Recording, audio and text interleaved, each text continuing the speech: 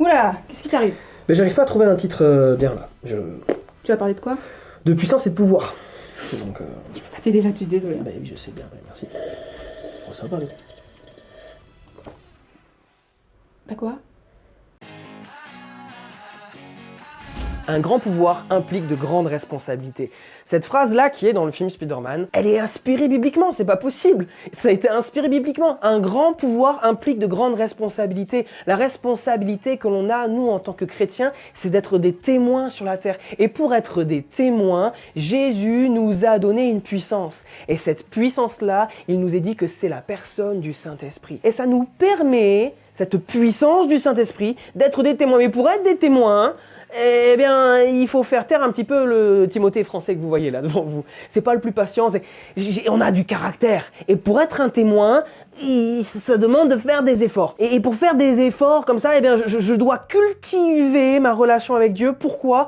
Pour que cela puisse porter du fruit dans ma vie. Et l'image du fruit, dans Galates, on parle du fruit de l'esprit. Le fruit de l'esprit, Galates chapitre 5 au verset 22, mais le fruit de l'esprit, c'est l'amour, la joie, la paix, la patience, l'amabilité, la bonté, la fidélité, la douceur, la maîtrise de soi. Wow, sacré fruit quand même.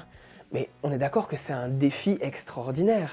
Moi, je ne suis pas comme ça, on va pas se mentir. J'arrive pas à être comme ça tout le temps. Ça me demande un effort gigantesque. Et moi, de moi-même, je ne peux pas. Et c'est pour ça qu'on parle du fruit de l'esprit. C'est l'esprit, c'est le Saint-Esprit qui va nous amener ça à force de passer du temps dans sa présence. Bah oui, pour avoir un fruit sur un arbre, il faut en prendre soin, il faut l'arroser, il faut passer du temps pour avoir du fruit. Et c'est exactement la même chose, nous, avec Dieu. Il nous faut passer du temps pour justement développer ce fruit de l'esprit. Et ce fruit est nécessaire pour mener la mission que Jésus nous a donnée à bien. C'est-à-dire, soyez mes témoins sur toute la terre. Pour être un témoin de Jésus, il faut ressembler à Jésus. Et Jésus était d'une bonté extraordinaire que moi, Timothée, tel que vous me voyez, je ne peux pas avoir une bonté pareille si je n'ai pas le Saint-Esprit qui habite en moi et si je ne vais pas chercher le fruit du Saint-Esprit pour y arriver. Et ce fruit, en plus de nous aider à ressembler au maximum à Jésus, il va nous donner une force de mener une mission. Et dans Galates, quand on continue, Galates 6, 9,